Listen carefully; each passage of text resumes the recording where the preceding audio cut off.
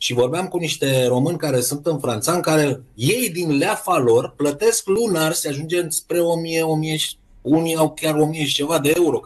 pe care dau pe lună, prin care efectiv, deci direct, indirect, susțin emigranții, deci care vin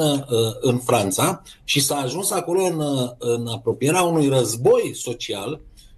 pentru că foarte mulți din aia îi persiflează și iau pe francezi, deci ăștia care apar, și spun: bă, tu muncești pentru mine. De ce? Pentru că ei au de la ajutoare sociale undeva la 5, 6, 800 de euro, după aia mai au tot felul de ajutoare și de chestiuni legate de protecția migrației și astea pe care le-au băgat francezii, încât ajung pe familia de migranți, da? Deci ajung undeva să câștige lejer spre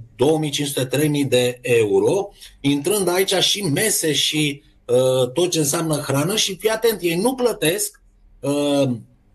cazare, chirie, alte utilități decât în mici măsuri, și au ajuns să-i persifleze și inclusiv pe români. Deci în zona asta ei sunt toată ziua pe străzi, se ocupă de alte business-uri și astea care vin din zona interlopă, n-au nicio problemă și fac trafic cu țările lor de unde provin și asta, și iau pe francez că voi munciți pentru mine în fiecare... Și așa e. Ceea ce așa este, da. Și acolo de se dorește tocmai ca acest plan Kalergi, pentru cine nu știe să-l studieze, deci presupune, Kalergi e cel care a avut ideea creării comunității Uniunii Europene, nu numai el a fost scos în față, deci avea, Iohannis e premiant Kalergi, deci el a avut ideea asta de a se crea o Europa unită și cu imnul inclusiv, dar